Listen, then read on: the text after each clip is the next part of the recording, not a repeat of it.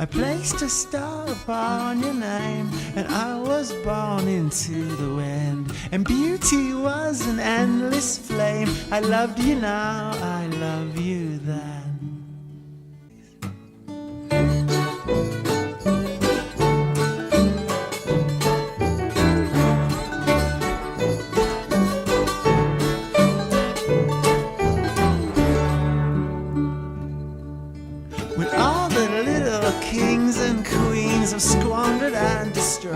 Ela é uma das atrizes mais completas que se tem notícia. Canta, dança e sapateia, e também interpreta. Aqui ao meu lado, no Reserva Cultural, Ângela Dipp. Oi? A parte de sapateio é só quando eu tô braba, né? Eu sapateio. Ângela, é isso mesmo assim? Tem que fazer de tudo pra...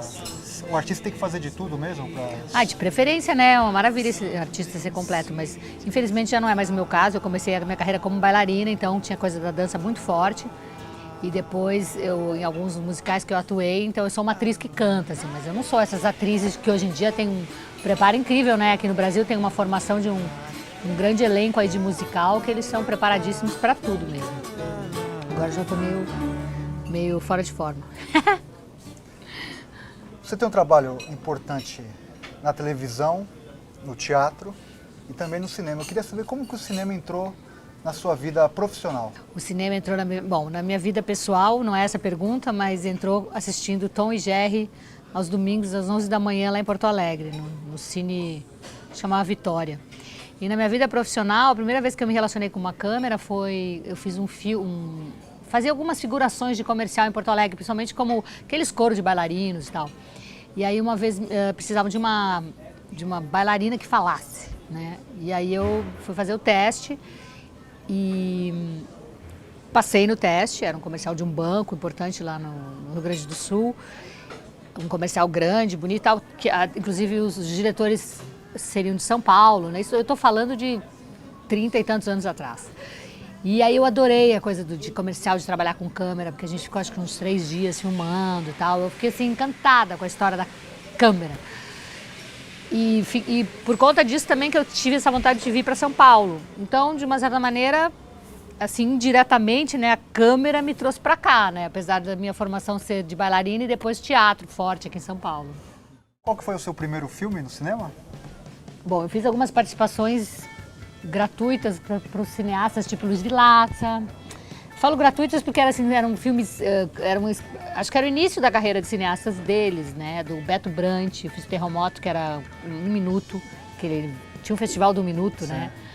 O Luiz Vilaça eu fiz um filme que eu acho que era roteiro do Flávio de Souza, um curta, Lembranças do Futuro. Depois fiz um longa com ele, que era Por Trás do Pano, mais pra frente. Sérgio Bianchi eu fiz umas 3 participações, meio figuração, porque logo que eu cheguei em São Paulo, teve uma época que eu morava com a Grace Janoucas e próximo a nós moravam o Caio Fernando Abreu e o Sérgio Bianchi. Então a gente estava sempre meio em contato com eles, né, meio socorrendo a eles. E aí o Sérgio, enfim, me chamou para 3 filmes dele, mas eram participações bem pequenas. O que mais? Beto Brant, o Vilaça, o Sérgio, que era um longa. Aí eu acho que eu fiz um que chamava, meu Deus, Walter Rogério, diretor, pode ser? Era Beijo 1, 2, 3, 4, meia, não sei o quê. Uma participação também, que eu me lembro que o Lima Duarte fazia parte do filme. Esse acho que foi o primeiro mesmo, assim, tirando os curtas. Você também tem um trabalho com crianças. Você trabalhou no seriado do Castelo Rá-Tim-Bum e fez 2 filmes para o público infantil, que foi o Martelo do Vulcano e Eliana, O Segredo dos Golfinhos. Queria que você falasse desses 2 trabalhos e como que é trabalhar para o público infantil no cinema. Bom, além do Castelo Rá-Tim-Bum, eu fiz os outros 2, né, o Rá-Tim-Bum e o Ilha Rá-Tim-Bum. E o filme, o Castelo Rá-Tim-Bum também, que era uma participação. Olha, eu sinceramente não vejo diferença de trabalhar para público infantil, para público adulto, nem no cinema, nem no teatro, né? Acho que a única diferença, o cuidado que quem tem que ter são ali os roteiristas, os pedagogos, para se fazerem entender, e certas coisas que às vezes você não pode falar para as crianças, enfim. Mas como atriz, de uma certa maneira, eu acho que, tirando essa coisa que de repente você não pode dizer alguma coisa, mas acho que tem mais liberdade, talvez, fazer algum trabalho assim para criança, mas eu realmente não vejo muita diferença. Uma vez o Jô Soares falou que quando uma pessoa senta numa plateia, é sempre uma criança que senta, porque ela decide que aquilo é um faz de conta, ela decide acreditar naquilo que é o faz de conta, então são as crianças que fazem isso, né? Estranhamente, né, o público infantil sempre vai ao cinema, né, ainda mais nos períodos de férias. Por que você acha que são poucos filmes produzidos para o público infantil aqui no país? Bom, eu não sei, né? Acho que o problema sempre é grana, roteiro, a questão da distribuição, né? Que encarece tanto. Eu fiz um filme, A Guerra dos Vizinhos, um filme adulto. Era uma comédia que era até que o filme onde eu tive um papel maior, assim, era tipo antagonista, né, da Eva Vilma. Mas teve problema de distribuição, então o filme, né, ficou 15 dias no cinema e deu. E também fiz Bodas de Papel, do Sérgio, do Sturme, do André Sturme. Também teve essa questão, né? Mas o público infantil... Bom, às vezes eu vou no Anima Mundi, às vezes não, eu sempre vou, adoro, né? Enfim, é filme de animação, não é exatamente para criança.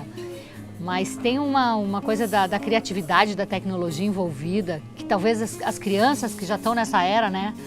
Talvez elas precisem mais disso e talvez a gente esteja... Se bem que não, né? Tô falando besteira, porque os caras... Tem muito brasileiro, né? Na Pixar. Enfim, não sei. Você citou o filme Bodas de Papel. Como surgiu o convite para você atuar nesse filme? Estou tentando lembrar quando eu conheci o André Sturme. Não estou lembrando, mas ele sempre chamou a mim e ao Marcelo Mansfield para apresentar algumas edições da premiação do SESI. E nós fizemos pelo menos 3 edições. Mas eu tenho algum momento anterior a isso que eu trabalhei com o Sturme, que eu não estou lembrando agora. Enfim, mas ele me convidou e eu participei e adorei. A gente gravou no interior de São Paulo, né? E era um filme muito bonito, muito delicado, né? Que também teve pouco... Eu não sei, hoje em dia acho que o que as pessoas mais querem ver é comediona, rasgada, né? Em todos os setores. Pelo menos a gente está vivendo esse momento. Então esses filmes mais, sei lá, introspectivos, acabam que viram DVD, né? Você acha que os comediantes como você, entre outros, são subaproveitados tanto no roteiro como na atuação em filmes de comédia ou na televisão também? Não, acho que não. Justamente tendo filme de comédia, os comediantes são super bem aproveitados, né? Pô, gente, esses dias eu tava vendo... Ai, como é o nome do... Zé Trindade, tava vendo as pornochanchadas, né? As chanchadas. Chanchada. Que pornochanchada? Ele não teria física de rolo para fazer pornochanchada. As chanchadas, tão legal, né? Então, desde lá, né, tem os comediantes sendo muito bem aproveitados, o Mazzaropi, né? Enfim. Eu acho que o maior problema maior problema não, mas acho que filme de comédia tem essa coisa às vezes o editor acaba com a sua piada, né? Porque quando você dá... Piada é ritmo. Se o cara não cortar ali em cima, fica... E aí, por mais que você tenha sido exuberante, né? Esplêndido na sua piada, vai ferrar.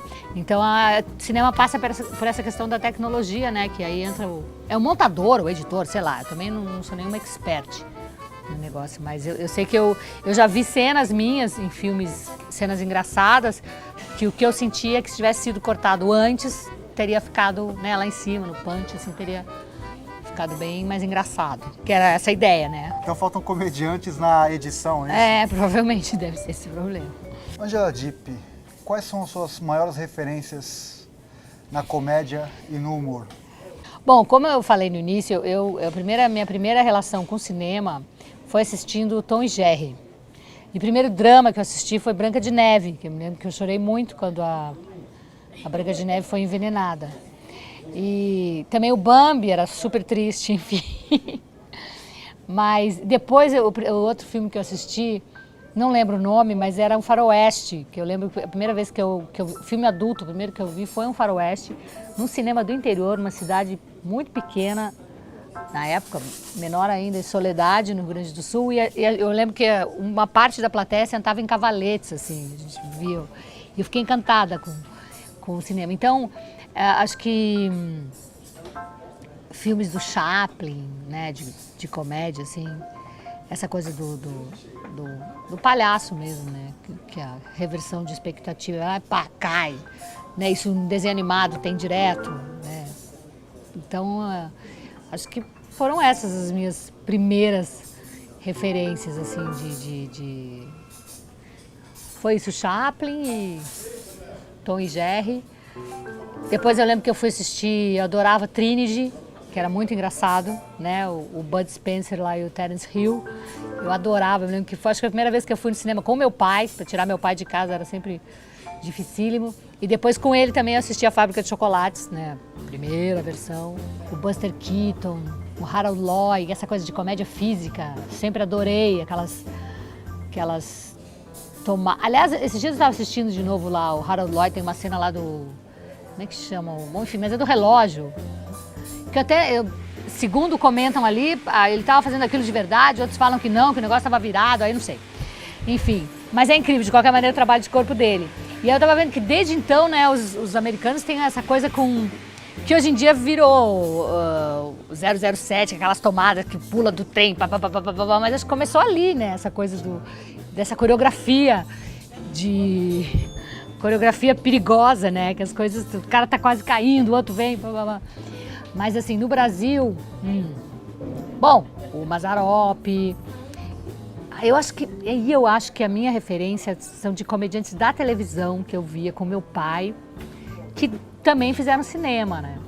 Então aquela coisa do Balança Jô Soares, né? Praça é Nossa. É mais fácil fazer a pessoa rir ou chorar? Bom, no teatro eu acho muito mais difícil você fazer as pessoas rirem, porque piada é matemática, né? Qualquer piada é um negócio muito sutil, assim. Qualquer coisa que fazem atrás no palco, não sei o quê, na hora que você está dando piada, se passar alguém, se alguém fizer assim, já chama atenção e já perdeu, né? Ou então se você exagera muito, ou faz menos, ou solta a piada na hora errada, enfim. Então eu acho super difícil de fazer comédia. E também porque a plateia, na hora te diz, ó, foi bom, ó, não. Então se eles riem, se não, fica aquela... E aí você tem que lidar com essa questão dessa rejeição, né? Não deu certo a piada. Então às vezes você sucumbe e aí vai enterrando tudo e nenhuma mais piada funciona, mas se você for macaca véia, você sabe que não deu essa, vamos pra próxima. E no drama, você não sente a plateia chorando mais alto, né? Não tem o feedback na hora para saber se funcionou a sua atuação ou não. E também o drama, eu acho que é uma coisa... Claro que tem a questão da técnica, mas eu, pelo menos, preciso de muito mais... Não, para as duas coisas eu preciso de concentração, né?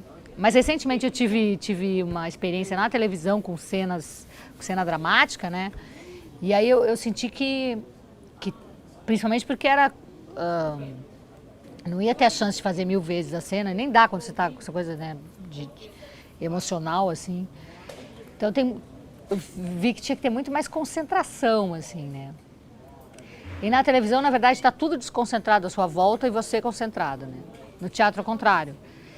Está todo mundo concentrado para você, então não tem nada que te disperse, a não ser você mesmo. Por um lado, até, mas eu não estou respondendo nada que você perguntou, não. Né? Televisão é uma bagunça, sabe? Eu tive essa cena que eu tinha que fazer, o técnico tá tirando sarro, não sei o quê, e você ali, né?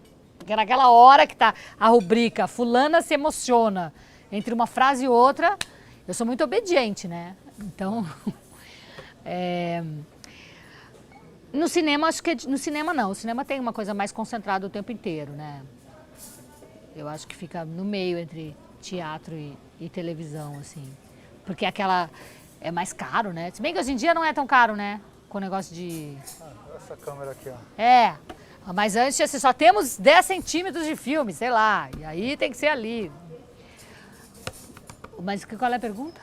Será mais fácil rir ou chorar? Fazer rir ou chorar? Fazer rir ou chorar. Eu acho que é mais fácil mais difícil fazer comédia, mas eu acho que é mais difícil fazer comédia, mas é mais difícil fazer chorar. Levar as pessoas às lágrimas é mais difícil do que fazê-las gargalharem. Mas você dar uma piada no tempo certo é mais difícil do que fazer uma cena dramática.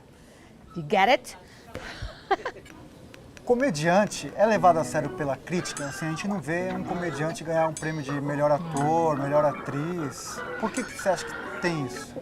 Ou se é que você acha que tem isso? Eu acho que já teve mais. Eu acho que ultimamente estão dando mais valor assim, para os comediantes. Aquela história que a gente tem Oscar, mas não tem um Oscarito.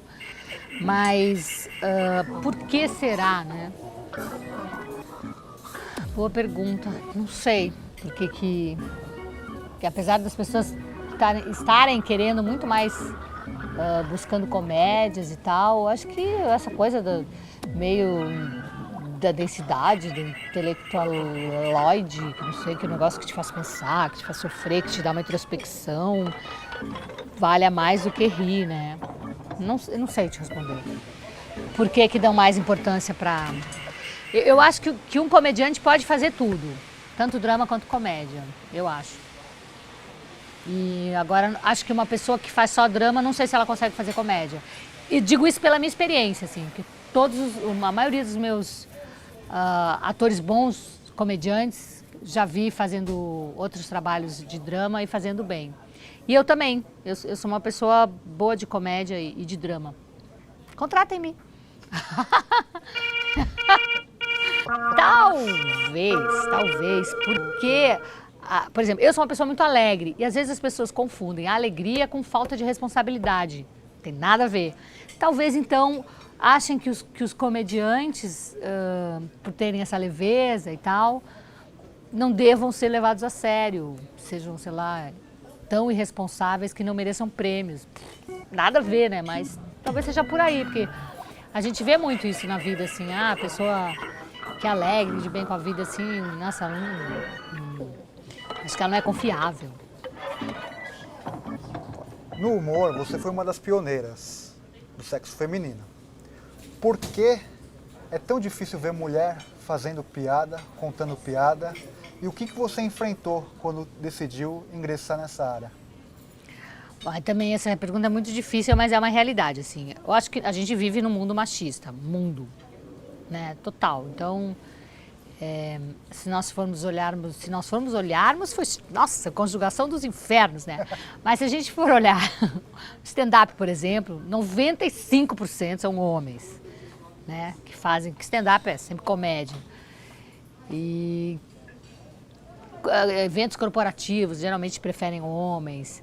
Aí tem uma questão também que eu acho que uma mulher assim, quando a mulher já tem uma cara engraçada, né, aquela coisa, aquele nariz, aquela cara, sou gorda, fora do padrão, assim, né, que é o que sempre gera mais riso, que é fora do padrão, fica mais fácil. Quando a mulher, assim, eu não sou uma Gisele Bündchen, não sou uma lindeza, mas eu não sou uma cara engraçadérrima, né? Então eu fico ali, sou bonitinha. E de repente, dependendo de como eu me arrumo e tal, eu posso pular para categoria gostosa. Então, às vezes, não querem ver esse tipo de mulher sendo engraçada, fazendo piada. Elas querem que seja uma coisa mais apolínea, né? E não de baixo calão, né? Da cintura para baixo. Bom, eu particularmente não gosto de piadas escatológicas e tal, mas mesmo você falar, de repente se falar quantos parceiros você teve, esse tipo de coisa, daí tem machismo, né? As pessoas não... Eu lembro uma vez que eu fazia stand-up com uma roupa mais assim provocante e o empresário lá falou assim, é melhor não, porque não combina. E também talvez porque daí as pessoas vão ficar olhando as suas coxas e não o que você está falando. Ou talvez porque acham que mulher gostosa não é inteligente. Então tem 30 mil preconceitos, clichês, né? Que já colocam a mulher assim, vou ter que passar por tudo isso para me aceitarem. Então, também porque eu acho que historicamente as mulheres saíram, né, largaram o bebezinho, saíram do cercadinho há menos tempo que os homens. Os homens estão aí fazendo história há muito mais tempo que a gente. Então eles têm mais história para contar mesmo, eles sabem como contar, eles sabem como ganhar o mundo, como sair, guerreando, né, e trabalhando, né, a coisa do trabalho. Então acho que tudo isso influi, né? Acho que uma mulher quando tem um filho, por exemplo, ela não quer fazer mais nada da vida. Ela fez a obra perfeita, só quer ficar... Eu conheço amigas minhas que falam isso. Nossa, eu sempre trabalhei, bababá, tá. E agora com esse filho eu tenho que me forçar a sair de casa. Então tudo isso faz com que a gente seja até menos competente às vezes nessa área, né? Por falta de experiência histórica, né? Tô aí pirando, né? Por que tem muito mais homem no mercado em todos os setores do que as mulheres? A Camille Paglia, né, que é aquela feminista, ela fala que se dependesse de nós mulheres, nós ainda, os homens, a gente ainda está vivendo em palhoças, né? Porque é da natureza masculina isso de sair construindo, fazendo. A civilização foi feita pelos homens, né? Mas em compensação basta um terremoto da mãe natureza, da mulher, para acabar com 300 mil anos de civilização, né? Então a gente tem também essa força aí. Então eu não sei por que tem, enfim, tanto preconceito, mas tem. O mundo é muito machista e para a mulher tudo fica muito mais difícil. Assim, a não ser que você queira mostrar a bunda, aí fica fácil. Em alguns filmes você é convidado e já entra direto no elenco. Em outros tem que fazer teste. Você citou alguns aqui. Como que funcionam esses testes? Uma vez eu fui fazer um comercial e ali para fazer teste estava a Lélia Abramo, que tinha 70 anos. Bom, ali eu já entendi que teste era para a vida inteira. Depois outra vez eu vi a Nicole Kidman falando numa entrevista que ela pedia para fazer teste, enfim. Eu não tenho o menor problema, às vezes as pessoas vêm com os dedos assim para você, eu queria te chamar, mas precisa de teste. Óbvio, porque é a imagem, então tem que saber se engordou, se emagreceu, se o dente caiu, se tá velho, tá, né? E claro, se você funciona pro personagem. Aliás, cada vez mais no cinema estão chamando menos atores, né? Estão chamando, às vezes, pessoas que têm a ver com o personagem que nem são atores. Você falou que quer fazer teatro à noite. A de manhã, teatro de manhã. Teatro de manhã. Cinema à tarde. Cinema à tarde. Não, cinema combina mais com a noite. Eu acho que teatro combina mais com a noite. Né? Que eu gosto de acordar cedo. Não, mas vamos lá, mas a ordem... Não interessa. Você quer fazer teatro de manhã, cinema à tarde, televisão à noite. Angela Dipp, você é workaholic ou maluca? É que eu não tenho filho, minha família mora no sul, eu não tenho cachorro, eu não tenho uma planta para jogar água, então eu tenho tempo para trabalhar, né? É isso. É uma coisa que eu amo, que eu gosto, é a única coisa que eu sei fazer, é ser atriz. E aí e hoje em dia você precisa fazer as 3 coisas para conseguir um dinheirinho de uma. Eu sempre falo aqui que muitos produtores, diretores assistem esse programa. O que você tem a dizer para eles? O que eles têm que fazer para te convidar para trabalhar num filme? Bom, primeiro, se livrar dos preconceitos, principalmente dessa peixe de comediante, né? Que é tão... Essa leveza, essa brincadeira que eu tenho, né? Essa coisa meio maluca. Eu sou super responsável. Podem perguntar. Estarei no horário, com o texto decorado. E se deixar até com algumas ajudas, alguns improvisos. Imagina, eu acho que tomara que cada vez as pessoas possam filmar mais e muitas vezes as pessoas fazem teste com você e não te chamam, não é porque você não é boa, né? Isso já tem atrizes que ficam, ai meu Deus, ele não gosta de mim, leva pro pessoal, imagina. Então tem mais é que chamar para testes, né? E é uma pena que hoje em dia também se precise tanto de nomes, né? A pessoa tem que ser famosa para alavancar patrocínio, esse tipo de coisa. Também faz parte do mercado, né? Tudo isso é compreensível. Então, a única coisa que eu posso dizer é que eu adoro trabalhar e faço muito bem meu trabalho. Angela Dipp, o nome desse programa é Zootropo e o subtítulo é Revelar para você o que o cinema te revela. Eu quero saber de você o que o cinema te revela. Eu adoro a escuridão, né? Eu sempre fui uma pessoa que sempre tive tanto medo do escuro. É só com 17 anos que eu comecei a dormir no escuro. Hoje em dia eu preciso ser tudo escuro para poder dormir. Para poder sonhar. E acho que cinema é meio isso, né? Eu gosto de ver cinema na sala de cinema. A não ser que tenha um super home theater. Porque essa coisa de ter uma escuridão e de repente ali uma história acontecendo e aquele filme A Rosa Púrpura do Cairo, né? Do Woody Allen, tão antigo que é bem isso, né? Você se transporta, então você sai modificado sempre do cinema. Eu gosto muito de ler e tem pessoas que a nova geração, ela lê menos, mas eu percebo que tem uma new generation aí, é formada no cinema, seja na internet, seja no YouTube, seja em casa, né? Então, de repente, esse povo me conta sempre, se eu estou falando de alguma coisa, você viu aquele filme que tem aquela cena, para elucidar alguma coisa que eu estou falando, né? Sempre usei os livros para isso, e eu vejo que a nova geração usa cinema, né? Tem, sei lá, o Tarantino se formou vendo filme, né? Então, tá aí a importância, né, do cinema, sei lá, contar história. A gente desde de estar ali em volta na fogueira, né, que o foguinho mudava as caras e daí vem as máscaras dos personagens, o que se faz é sentar para ouvir história. E cinema faz isso usando a tecnologia que te transporta, né, aquela coisa que o romantismo sempre quis, da ilusão, da magia. O cinema faz isso como nenhuma outra linguagem.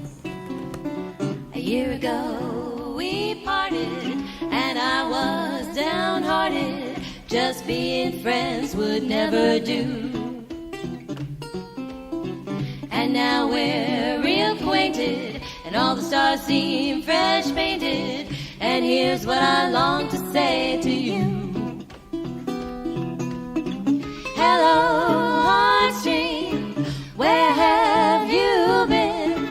If you could only read my mind, what a tale you'd find. If I could, I would be bound forever, and I'd never sever me from you.